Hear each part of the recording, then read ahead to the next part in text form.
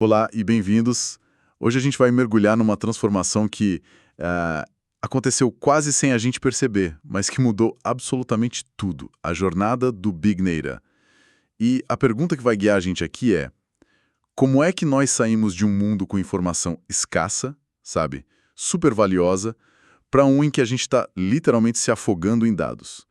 Para nos ajudar, a gente tem aqui dois documentos técnicos bem densos, focados em análise de Big Data, inteligência artificial e, claro, as ferramentas para lidar com tudo isso, tipo Python e o Apache Spark. Então a nossa missão hoje é 1. Desmistificar essa sopa de letrinhas todas e mostrar como essas peças se conectam. É uma missão em tanto, viu? Porque a origem disso tudo é algo que todo mundo aqui viveu na pele. A evolução da própria internet.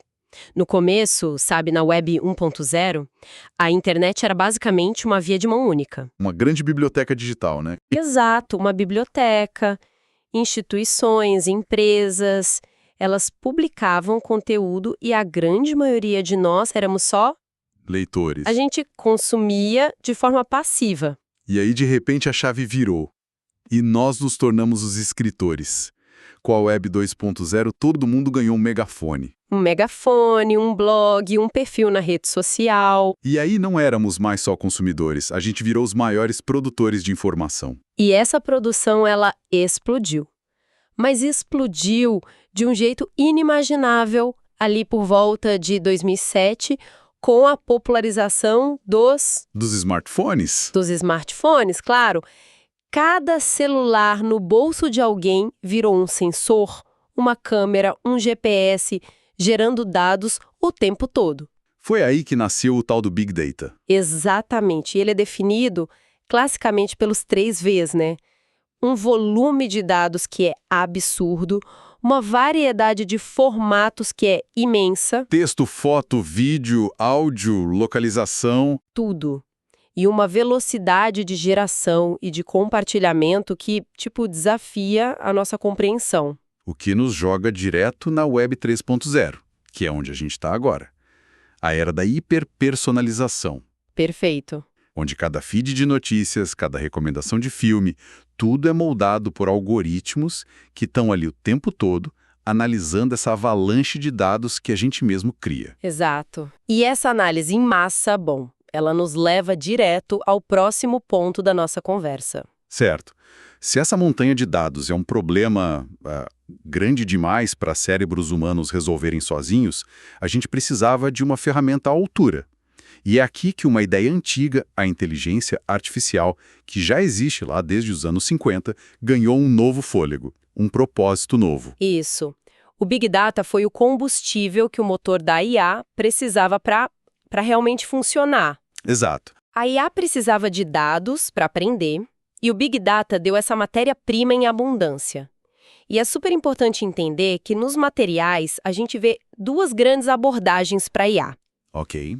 Pensa nela como uma IA que funciona com base em regras, em lógica pura, tipo um fluxograma gigante. Tipo, se isso, então aquilo. Exatamente.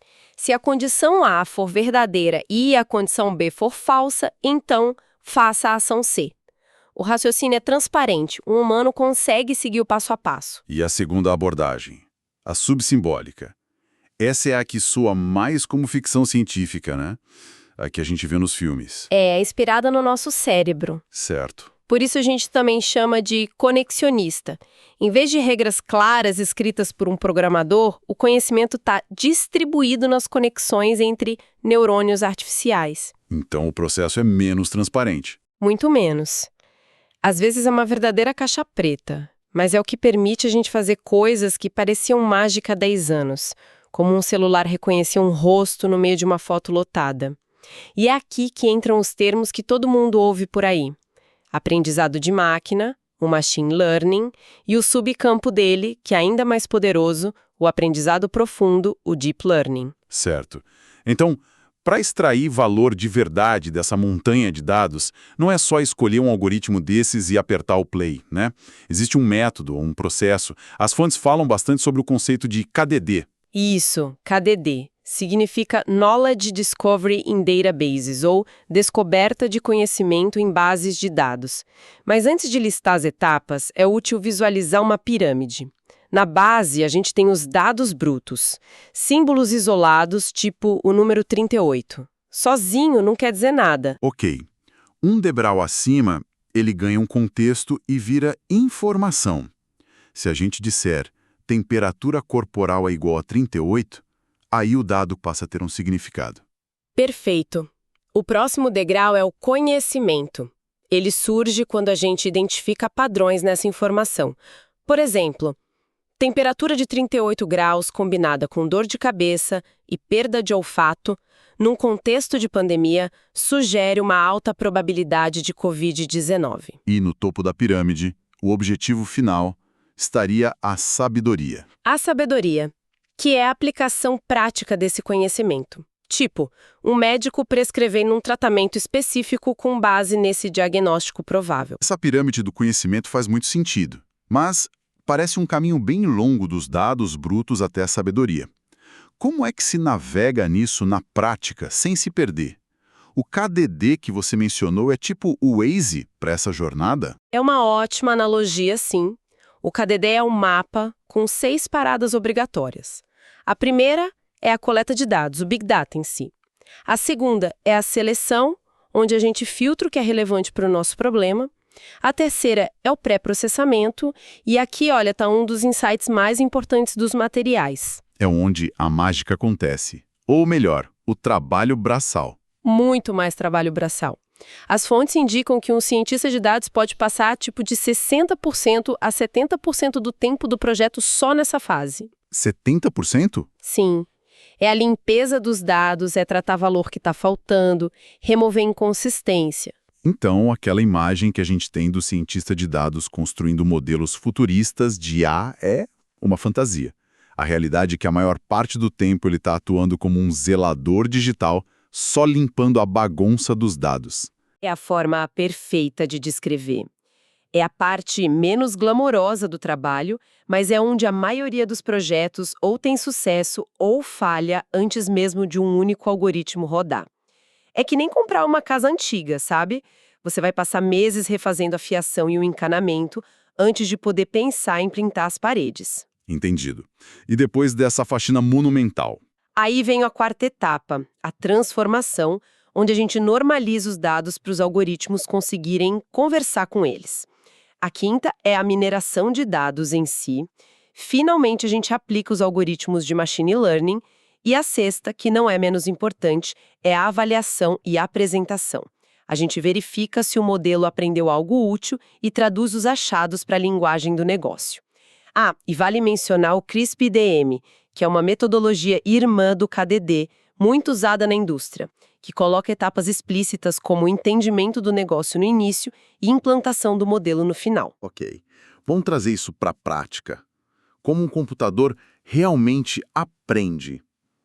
Os materiais que a gente analisou usam exemplos bem concretos com Python, que é a linguagem preferida dos cientistas de dados, e a biblioteca Scikit-learn, com o famoso dataset Iris. Ah, o dataset Iris é um clássico absoluto. Ele é usado para ensinar máquinas a classificar 3 tipos de flores da espécie Iris com base em 4 medidas: o comprimento e a largura das pétalas e das sépalas. Ele é tão usado porque é um problema simples e com dados muito limpos, perfeito para demonstrar os conceitos, sabe? E os exemplos mostram 2 abordagens. A primeira é a máquina de vetor de suporte, o SVM. O nome é intimidador, mas a ideia é bem visual. É verdade. Imagina que você espalhou MMs de cores diferentes numa mesa. O algoritmo SVM, ele não tenta só desenhar uma linha para separar os vermelhos dos azuis. Ele tenta achar o melhor lugar possível para colocar uma régua que separe as 2 cores, garantindo que essa régua fique o mais longe possível tanto do MM vermelho mais próximo quanto do MM azul mais próximo. Essa régua, num espaço com muitas dimensões, é o que os matemáticos chamam de hiperplano. Uma abordagem bem geométrica. A segunda técnica, a árvore de decisão, parece muito mais com a nossa forma de pensar, né? Ela cria uma série de regras como um fluxograma. Tipo, Se o comprimento da pétala for menor que x, então é a flor A. Se não, se a largura da sépala for maior que y, então é a flor B. É quase um jogo de adivinhação. Exatamente, é um modelo bem mais intuitivo e explicável. E quando nem o SVM nem as árvores de decisão dão conta da complexidade do problema, os materiais apontam para o próximo nível, o aprendizado profundo, com ferramentas como o TensorFlow. Ele permite construir redes neurais artificiais, modelos muito mais complexos, inspirados nos nossos neurônios. É artilharia pesada para problemas como reconhecimento de imagem ou tradução de idiomas. Certo. Essas ferramentas são fantásticas. Mas o SVM, as árvores de decisão, tudo isso parte do princípio de que os dados cabem na memória de um computador só. O que acontece quando a sua mesa de M&Ms tem o tamanho de um campo de futebol? Seu notebook vai simplesmente derreter. Esse é o verdadeiro desafio do Big Data. E aí que entra a peça final do nosso quebra-cabeça, o Apache Spark. Se Python e Scikit-learn são uma oficina de precisão, o Spark é uma linha de montagem industrial. É um framework de computação distribuída projetado para dividir um trabalho gigantesco entre dezenas, centenas ou até milhares de computadores. E o grande pulo do gato do Spark, que o tornou muito, mas muito mais rápido que o antecessor dele, o Hadoop, é que ele faz a maior parte do processamento na memória RAM das máquinas. É tipo trocar um disco rígido lento por um SSD ultra rápido, só que em escala massiva.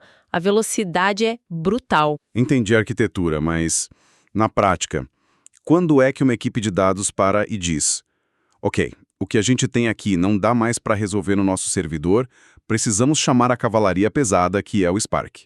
Quais são os gatilhos? Ótima pergunta. As fontes destacam 3 cenários clássicos. O primeiro são os processos de ETL extração, transformação e carga de dados em grande escala. É a etapa de limpeza e preparação da nossa jornada KDD, só que com terabytes de dados. Certo. O segundo é o processamento de fluxos em tempo real. Por exemplo, analisar milhões de transações de cartão de crédito por segundo para detectar uma fraude no exato momento em que ela acontece. E o terceiro, claro, é o aprendizado de máquina em larga escala. Treinar um modelo de IA com um conjunto de dados tão grande que nenhum computador sozinho conseguiria carregar. Ok. Orquestrar esse trabalho em centenas de máquinas soa possivelmente complexo. Como é que o Spark consegue gerenciar essa linha de montagem gigante sem que tudo vire um caos? Vamos usar a analogia da fábrica de carros. Pensa no Spark como a montagem de um carro. A aplicação que você escreve é a planta do carro. O Driver Program é o engenheiro-chefe. Ele pega essa planta e quebra em milhares de tarefas minúsculas e sequenciais. Instalar parafuso A, pintar porta B, conectar fio C. E quem distribui essas tarefas para os operários? Esse é o papel do Cluster Manager. Ele é o gerente do chão de fábrica. Ele olha para todo mundo disponível e diz: você, equipe 1, vai instalar as rodas. Você, equipe 2, cuida do para-brisa. Ele gerencia os recursos. Tá, e finalmente temos os Worker Nodes. São as estações de trabalho na linha de montagem. E em cada uma delas temos os Executors, que são os robôs, as mãos na massa que efetivamente executam as pequenas tarefas. Fantástica essa analogia. Deixa a arquitetura bem mais clara. E aquelas estruturas de dados que os materiais mencionam, tipo RDD e DAG, onde elas entram aí? Perfeitamente. O RDD é como se cada peça do carro viesse com um sistema de rastreamento. Se um robô executor falha e deixa uma peça cair, o sistema sabe de onde ela veio e pode pedir de novo. Garante que a montagem não pare. E o DAG é o fluxograma otimizado, o mapa da linha de montagem que o engenheiro-chefe, driver, cria para garantir que as tarefas sejam feitas na ordem mais eficiente possível. E como o cientista de dados, que geralmente fala Python, consegue dar ordens para essa fábrica inteira que parece falar uma língua própria de sistemas distribuídos? A resposta é uma ponte, um tradutor universal chamado PySpark. É a API que permite que um código escrito em Python seja traduzido para as operações complexas do motor do Spark. Isso foi uma revolução, porque permitiu que milhões de profissionais que já dominavam Python e bibliotecas como Pandas pudessem aplicar seu conhecimento em escala massiva, sem precisar virar especialistas em engenharia de software de baixo nível. Faz todo sentido. E por baixo de tudo isso, no coração do Spark e de outras tecnologias de Big Data, tem um conceito fundamental, um paradigma chamado MapReduce. Sim, o MapReduce é a lógica central por trás do processamento paralelo em larga escala. O exemplo clássico, que está nos nossos materiais, é contar a frequência de cada palavra em todos os livros da Biblioteca do Congresso. A primeira etapa é mapear. Cada computador da fábrica pega um livro e lê palavra por palavra. Para cada palavra que encontra, ele emite um pequeno cartão.